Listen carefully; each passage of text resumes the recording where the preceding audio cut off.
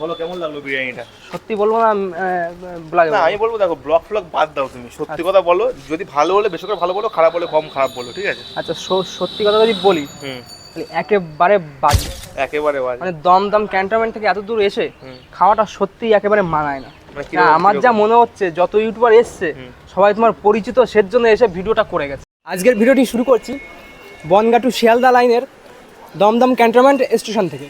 তো দেখতেই পাচ্ছ আমি আছি 3 নম্বর প্ল্যাটফর্মে, আর এখান থেকে সুভাষনগর অটো যেখান থেকে ধরো ওখানে আজকে মেইন তো আজকে ইউটিউবারের দোকানে বিরিয়ানি খেতে। তো ইউটিউবারের নাম হচ্ছে কলকাতার টাপু, সোশ্যাল মিডিয়ায় বেশ অ্যাক্টিভ এবং তাকে অনেকেই চেনে। তো চলো যাবো, এখান থেকে গেলে আমরা সুভাষনগর যাওয়ার অটো পাবো। তো আমি জেনে নিয়েছি বারাসাত থেকে যদি তোমরা আসো, বনগাঁ থেকে বারাসাত থেকে যদি তোমরা আসো, তাহলে শিয়ালদার দিকে হেঁটে এসে এই মন্দিরের সামনে এখান থেকে কিন্তু এই অটো স্ট্যান্ডের সামনে হেঁটে যেতে হবে, বিরিয়ানি পাড়া যাবো। আচ্ছা, সামনে অটো স্ট্যান্ড, আসো বিরিয়ানি পাড়া। তো দেখতেই পাচ্ছ 1 মিনিট জাস্ট হেঁটে আমি কিন্তু চলে এসেছি বিরিয়ানি পাড়ার অটো স্ট্যান্ড বা টোটো স্ট্যান্ড। আর এখানে দেখো পিছনে কিন্তু দেওয়া আছে বিরিয়ানি পাড়ার পোস্টার। তো এইটাই হচ্ছে স্টেশন থেকে 1 মিনিট জাস্ট লাগবে। তো আমি এখন এখানে ভাড়া কত আছে? 30 টাকা। 30 টাকা বিরিয়ানি পাড়া এক একজনের? অনেক ভাড়া। দুজনের 30 টাকা? ও তাহলে ঠিক আছে। তো ফাইনালি আমি কিন্তু 10 মিনিটে চলে আসলাম বিরিয়ানি পাড়ায়। দেখতেই পাচ্ছ আমার পিছনে বিরিয়ানি পাড়ার বোর্ড। তো আসো, এই যে গলিতে এখন যাব। দোকান ওপেনিং আছে, পুরো ফাঁকা আছে নাকি আমি একটু অড টাইমে চলে এসেছি? এই টাইমে আসলে কেউ খাওয়া দাওয়া করে না। তো যাই হোক, আমি ভিডিও করার জন্য এসেছি, তোমরা তোমাদের টাইম মতোই আসবে। দোকান 1টা থেকে রাত 9টা 9:30 অবধি সম্ভবত খোলা থাকে। আসছি আমি ভিতরে, এখানে বসার ক্যাপাসিটি মোটামুটি ভালোই আছে। 3টে টেবিল আছে, আর 3টে টেবিলে 4 জন করে বসতে হবে, 3 12 জন। আর দেখতে পাচ্ছ রুমটাও খুব সুন্দর, দোকানটা ভিতরটাও পরিষ্কার পরিচ্ছন্ন। আর দাদা পাশে একটু কাজ করছে, ওর জন্য আমি ভাবলাম কি ততক্ষণে আমি আমার কাজটুকু করতে লাগি।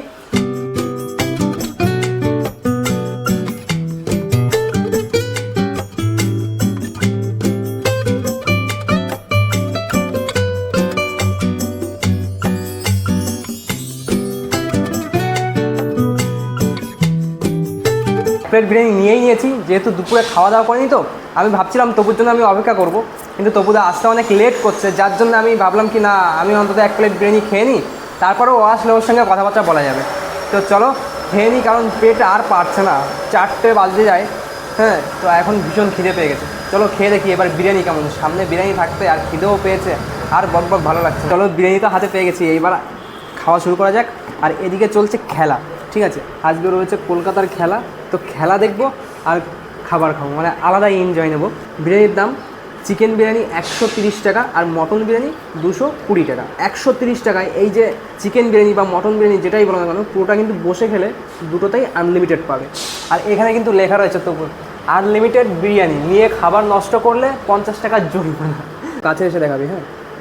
তো রাইসের কোয়ান্টিটি বেশ মানে ভালো দিয়েছে প্রথমবারেই, আনলিমিটেড তো আছে। তারপরে আর এখানে আমি একটা মটন বিরিয়ানি নিয়েছি, আর মটনের সাইজটা দেখো, বাহ বাহ বাহ বাহ, খুব সুন্দর। বাহ,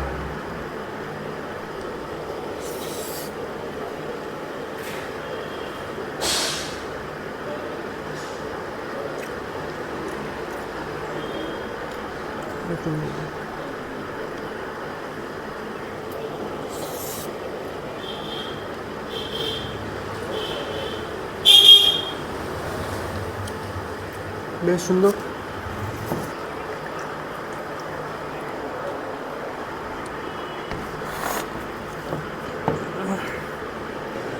রাইসটা একটু মানে অয়েলি ভাব আছে, ঠিক আছে? একটু তেল তেল। অনেক দোকানে বিরিয়ানি যেমন ঝুরঝুরে রাইস হয়, পুরো একটা ছাড়া ছাড়া লাফাবে, ঝরঝর করবে যে রাইসটা, এইটা ঠিক ওরকম টাইপের না, একটু তেল তেল জাতীয় জিনিস ভালো খেতে বসে, তাদের জন্য এটা ঠিক আছে, পারফেক্ট। আর আলুটা হচ্ছে এই, চলো একটু এর নরম গরম টেস্ট করে দেখা যাক।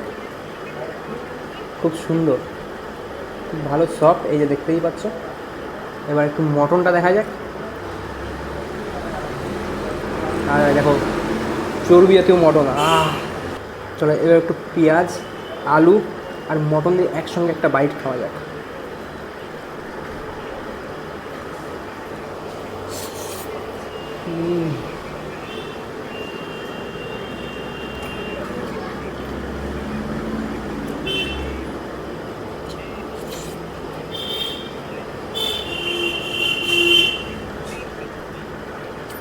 ঠিকঠাক।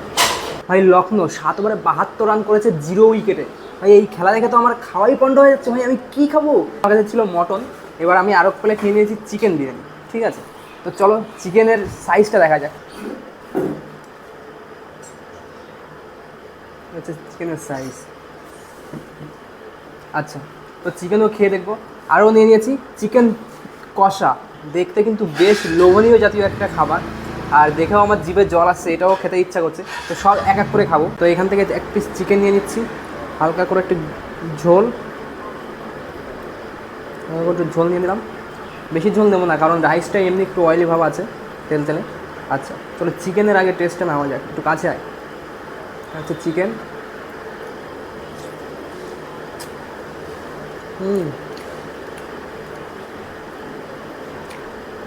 দারুণ খেতে।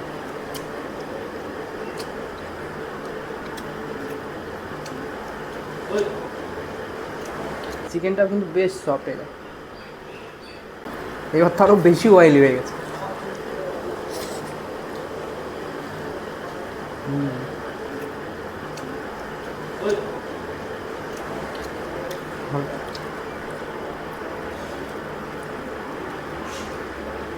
চিকেন পিসের সাইজ কিন্তু বেশ বড়।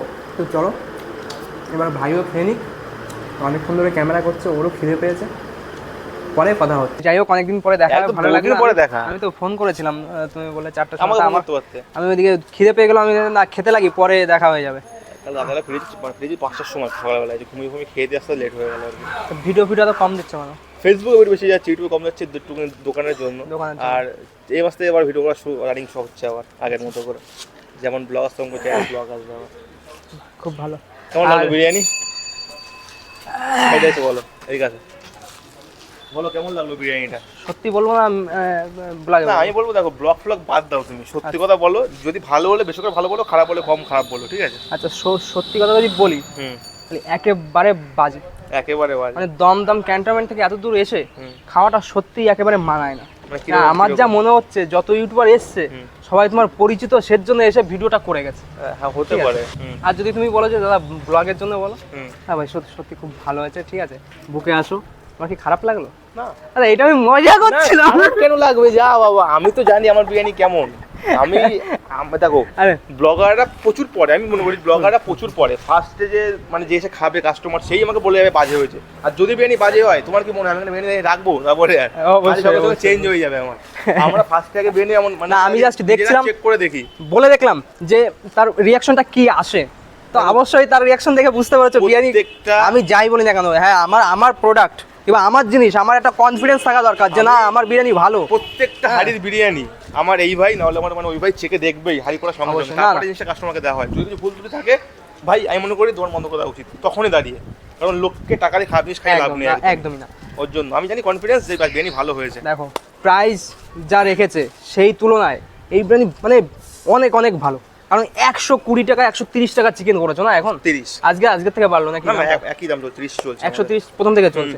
যাই হোক, তো 130 টাকা চিকেন বিরিয়ানি, চিকেনের যা সাইজ তোমাদের তো দেখালাম, আর তারপরে মাটনটাও খুব সুন্দর, পুরো রেয়াজি, ভিতরে দেখালাম কত সুন্দর, আর রাইসের কোয়ান্টিটিও অনেক ভালো। এত সুন্দর একটা এত সুন্দর একটা প্লেসে বসে খাওয়ানো, চারটেখানি কথা না, ঠিক আছে, সেই সব কিছু মিলিয়ে ভাই সত্যি খুব আমাদের মেইলে লাগে তো, আমাদের মেইলে খবরদার রাগ করো না যে আমি এরকম বলে আমি জানি আমার দেখো ভাই সত্যি বলবো, আমি যদি আমার দোকান থেকে মানে লোকে বিরিয়ানি খায় 10 প্লেট, সেখান থেকে মানে এক লোকের বিরিয়ানি খারাপ লাগতেই পারে। অবশ্যই সবাই টেস্ট সমান না। আমি তো বলেছি, দেখো আমি আমার ভিডিওতে বলেছি যে রাইস দু রকম হয়, একটা খুব ঝুরঝুরে হয় আর একটা একটু অয়েলি টাইপের হয়। তো এইটা খুব ঝুরঝুরে না, ঠিক আছে, তো সেইটা আমি বলেছি এটা। হ্যাঁ, তো এইটা হচ্ছে ওই ব্যাপারটা। তা সেখানে দেখা গেলো কেউ খুব ঝুরঝুরে রাইসটা পছন্দ করে, আমার হাতে তেলই লাগবে না, আমি খেয়ে নেবো, আমি বিরিয়ানি খাবো, আমার হাতে তেলই লাগবে না, তাই না? তো ওই জিনিসটা বিরিয়ানির ভিতরে নেই। বিরিয়ানি 60 টাকাও পাওয়া যায়, 130 টাকা পাওয়া যাচ্ছে, 330 টাকা পাওয়া যাচ্ছে, তিন রকম কোয়ালিটি হবে, তিন রকম কোয়ালিটি হবে। হ্যাঁ, এক একটা বিরিয়ানি এক একটা স্টাইলে হয়, যে বিরিয়ানি যেখানকার সেই হিসাবে দেখতে হবে যে আমি এই বিরিয়ানিটা খাচ্ছি, তো নট আমি এইখানে খাচ্ছি তো আমি দাদা বৌদির সঙ্গে তুলনা করলাম, এটা করলে হবে না, একদমই হবে না। দামে কত পার্থক্য বলো? অবশ্যই। ঠিক আছে, চলো ভালো থেকো, আর সাবস্ক্রাইব বাঙালি ভাই। ভিডিও ভালো লাগলে, হ্যাঁ অবশ্যই, ভিডিও ভালো ভিডিওই করে। টাটা।